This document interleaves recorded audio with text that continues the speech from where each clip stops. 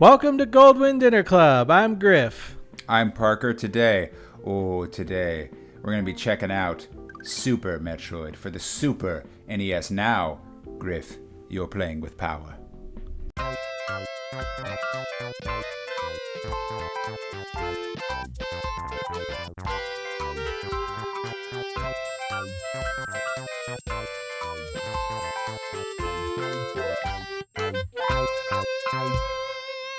Super Metroid. 1994? That was a solid year, dude. That's when all of Jim Carrey's movies came out. The Mask. Ace Ventura, and what was the hat trick? Oh man, we can't be failing this hard at the Jim Carrey test this early. No, what's Dumb and Dumber? And Dumb and Dumber, all the same year. Yeah. Isn't that crazy? Yeah. Anyway, the last Metroid's in captivity, so the galaxy's at peace. Well, that's good. What a good note to start on. Ooh, look at that face. Ooh, what a cool blink. I love the anime stylings. Zebes, the planet Zebes. Some people say Zebes. Zebes. It's Zebes. It's definitely Zebes. And why would you think it's Zebes? Because it is, and they've said it out loud in other games, and I have confirmed that it is Zebes. Oh yeah, who did you ask? I mean, I looked it up and stuff. Also, the pirates are called. Just trust me on this. The pirates are called Zebesians, not Zebesians. It's Zebesians. And SR388. I'm gonna keep saying Zebes. I like Zebes better. You say whatever you want. I think that's cool. SR388. SR388, a reference to the alien, the planet from the movie. The movie franchise Alien. Was it LV466 or something? I love Alien. That's like one of my favorite movies. Yeah, Metroid takes a lot of cues from that. Oh, the screen went dark. Let's nudge that control stick. There we go. She personally delivered it. I gotta get this hand out of the way. I love it whenever to go. I love Samus giving her nice little journal here. She's like, "Yep, I keep a clean diary. I make my findings real clear. I make sure that I keep it popping, and I don't stop. Metroid might be harnessed for the good of civilization." Well, we know that didn't pan out for a variety of reasons. I love this artwork, dude. It's so moody for a Super Nintendo game. Yeah. Setting the stage for the creep zone factor. This is such a good game. I didn't play this until it was on the Virtual Console on the Wii. Mm-hmm. I never played it as a kid, but when I played on the Wii, I was like, this was on the Super Nintendo this whole time? And it was way above my head, too. I was like, oh, this is magical. But then there'd always be a certain point where I'm just like, I'm lost and I feel really stupid and this game's too hard for me. Yeah, I played Super Metroid or Metroid Fusion first. That was the first one. Yeah, much more. That one's way more direct, and I know some fans will complain that it's linear, but it's it's a little easier to sink your teeth into. Here we go. It's so scary though. When SR88 or whatever. The SAX. SAX. Yeah, the Samus Aran X. Sax. Yeah. The sax comes for you. I love it. Just 1994 Super Nintendo, casually dead bodies on the floor. Oh yeah, because in pixel art it doesn't look clear enough that they can get away with it. Samus and also they didn't. Did they have the ESRB back then? I don't think so. Really? I think that came out after Conkers. I think Conkers was what triggered that. You really think it was Conker that did it? I thought it was N64 era, and it was specifically because parents were buying Conkers for their kids, and they had no idea that the game had boobs. If you're listening to this and you don't know what Conker is, Grif keeps saying, "Well, parents were buying Conkers." It makes it sound like it's some candy that became illegal or something. You know what I mean? Like some Wonka bar. The kids were buying Wonkers and Snozzlers and Big Bang Bing Bozzlers. They're still making Conkers games though. I'm serious. They had one a few years ago. They come out on Xbox now. Though. Wasn't it just a remake of the first one? Oh, maybe it was. I didn't play it, but everyone's like, "Oh my god, I can't wait to hear it." These two always go a little deep on some of the lore. I really can't wait to hear what they have to say about Metroid. Anyway, Conker. Conker's Bad Fur Day. Oh man, that game was so funny. I gotta say, I just can't help it. I'm juvenile as hell. The giant, the great mighty Pooh. Why am I to sit here and pretend like I don't know his name? I know. Say his name. The great mighty Pooh. Say it again. Like, Great Mighty Pooh. That is one of the best sequences in anything ever. It's just so it's so unabashedly stupid and unapologetic. Wow, what a pro. He died. Oh no, She survived. A pro. Always.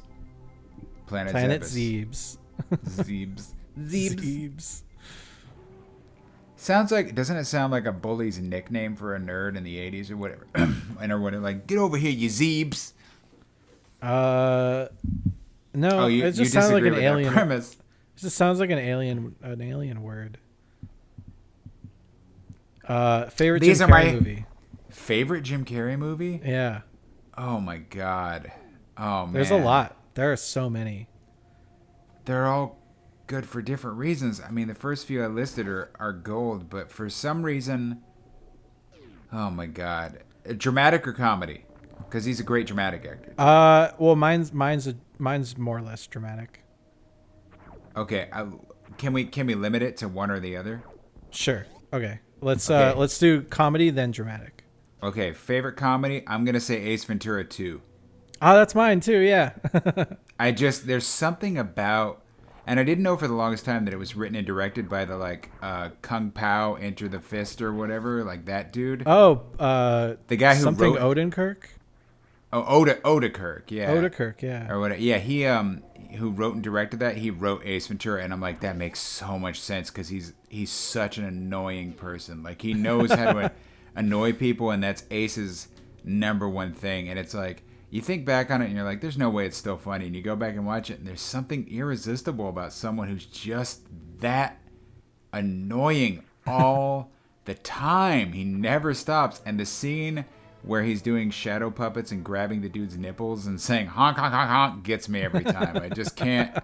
I want to resist and I want to say that's not funny, but I just can't. The Monopoly guy scene? That too. Oh, I think I rewound that about 1,000,000 times when I was a kid. Do not pass go. Do not collect $200. Like clacking his jaw around. They found the smallest possible actor too. That's the best part. He wore him like a scarf. You know what's great? I like to imagine that like Samus is on her mission, but she's listening to us. And she's just chilling out listening to like the dumbest podcast, and she's like, this is gonna help me get through this. This I didn't know this until way later, but this whole part is basically Metroid 1. Like she's running through Metroid 1 all over again. Yeah, like even Morph Ball was in the same place. Mm-hmm.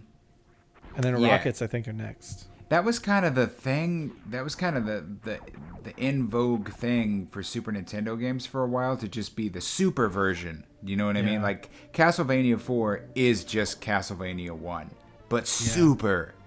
You know, there were a bunch of games like that. Castlevania 4 was the Super Nintendo one?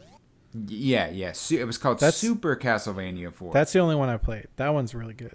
There's another one too though, Dracula X, and that one's like kind of a weird Super Nintendo version of Rondo of Blood. Anyway, dramatic Jim Carrey movie. Dramatic Jim Carrey movie. Oh my God. I mean, I'm sure you're also gonna say it, but like I think The Truman Show is his best dramatic work. Truman Show holds up so well. It's because it's so good. It's a great idea, and it's executed so well too. I'm gonna give honorable mention though, real quick. I'm gonna give honorable mention to Man on the Moon, the Andy. Oh yeah, that's great. The Kaufman story. He did such. And I know there's like a documentary about like how sort of difficult it was for him and everyone else who filmed it for him to like embody, Andy Kaufman. But it's good. It's fascinating. It's a good watch. So, but Truman Show is kind of. Then there's Eternal Sunshine, blah blah blah. Like it's all good, but Truman Show is. It's got to be Jim. You needed somebody with like, oh, if he was just a real guy, you could make a show about him. You're like, yeah, pretty much only Jim Carrey. Yeah, I could pull that off. Well, we agreed completely on favorite Jim Carrey movies. It's kind of. I feel like most people. Well, Dumb and Dumber has got to be a very close second, though. It's not just a Jim Carrey movie, though. It's also Jeff Daniels. No, that's true, but still, I mean, it counts on the list we're making. And I will say, I mean, all of these are honorable mentions, but The Mask, dude, you go back and it's a cornball fest, but The Mask is still it's pretty damn good. Like the visual effects, I'm like, this is better than some stuff I'll see today. How?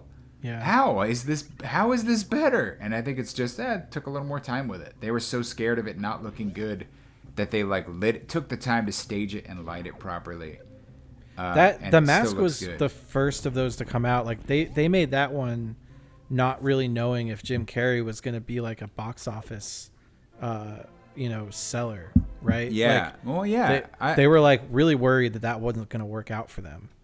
But I think Dumb and Dumber ended up coming out first, and it just like, it's alive. The creepiest part of the early part of the game. So I believe technically, according to Metroid lore, this is not an actual Chozo; it is a robot. Yeah. I always thought that because a real life Chozo would not attack Samus. They're like Samus's mom.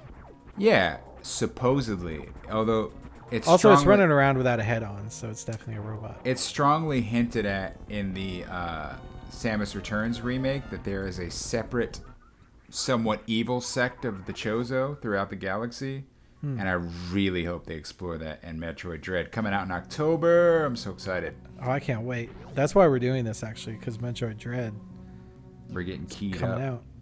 I hope Metroid Dread has some kind of like mode where two of us can play at the same time in some way, shape, or form. Probably not. Probably not at all. None of the Metroids do. That's not its thing. Yeah, there's Metroid Prime Federation Force. Remember when they revealed that and everybody just unanimously said no? And I remember thinking, what's wrong with a spin-off? I'm like, when you guys see Mario Kart, do you go, get out of here? That's not a regular... I'm like, we want to know what happens next in the Mario timeline. I'm like, it's just a spin-off, dude. Why you gotta be so angry? And they're like, because we are. Just like, damn. Nothing. You can't do nothing. So the space pirates are called Zebesians? Zebesians. I just always thought they were just called space hunters. They are called space pirates, but they are Zebesian space pirates. Their race, the crab people, are Zebesians. Space hunters would probably be like my only pick for Smash Bros. That hasn't been done yet. Oh, like a space pirate? Yeah, just like a space pirate. That would be a weird... I would dig that. I want some weird left field old video game enemy. I'm dying. That would be great. Just like you could never have too much Metroid representation. Metroid's so good. I mean, they fought so long and so hard in the Ridley Wars to get him to appear in the game, and now he's finally here. We've never used him in either of our verses yet. We should use him next time. Next time, Ridley only. Final destination, no items. Ridley only. Too big for Smash. I love that one of his taunts is just standing up so you can get a clear glimpse of exactly how tall he is. Yeah. Like just sort of Sakurai saying, yeah, it's funny. Fine. Okay, but if he really stood up, you would see exactly how tall. All right. I was always hoping they'd do another Pokemon trainer. Oh, just a different set of Pokemon? Yeah. That would be wild. Yeah, I'm like, you know what? I gotta say, it's a little unfair that like all the Charizard fans get, theirs, but the Blastoise fans are left out in the cold. Why we get Squirtle? Squirtle's pretty cool. Yeah. I prefer faster characters anyway. Well, you know me. I like the big boys because they pack a punch. Yeah. I'm fine with a slower character that can really just knock somebody out. That's fine.